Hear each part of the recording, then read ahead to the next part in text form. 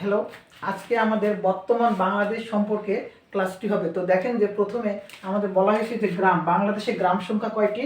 90,049টি। বাংলাদেশে গ্রাম সংখ্যা কয়টি বললাম? 90,049টি। বাংলাদেশে বলেন তো ইউনিয়ন কয়টি? 4,578টি। ইউনিয়ন কয়টি? 4,578টি। থানা কয়টি? 458টি। থানা কয়টি বললাম? 458টি। উপজেলা, বাংলাদেশে উপজেলা 495টি।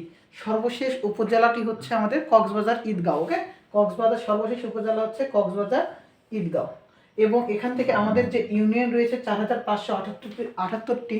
তো এখানে সর্ববৃহৎ ইউনিয়ন আর সবচাইতে বড় ইউনিয়নটা হচ্ছে সাজেক রাঙ্গামাটি। কি বললাম বলেন তো? সাজেক রাঙ্গামাটি। রাঙ্গামাটি আমাদের এখানে হচ্ছে পর্যটন কেন্দ্রের জন্য, রাঙ্গামাটিটা পর্যটন কেন্দ্রের জন্য বিখ্যাত।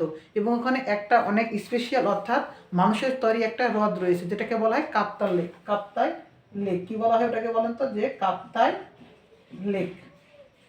আরও ওখানে দর্শনীয় অনেক স্পট রয়েছে।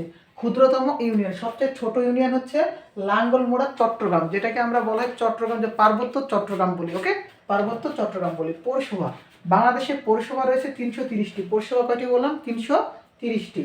জেলা 64টি। জেলা কয়টি বললাম বলেন তো? যে জেলা হচ্ছে 64টি। তবে প্রস্তাবিত আরেকটি জেলা রয়েছে যেটা 65তম জেলা, সেটা হচ্ছে ভৈরব। কি বললাম বলেন? ভৈরব। এটা 65তম হচ্ছে প্রস্তাবিত হয়েছে। সিটি কর্পোরেশন রয়েছে 12টি। সিটি কর্পোরেশন কয়টি বললাম? 12টি।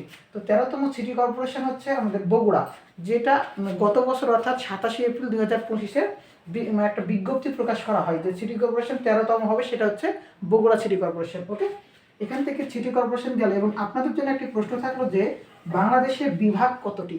এটি অবশ্যই আপনারা কমেন্ট বক্সে জানাবেন। ধন্যবাদ সকলকে।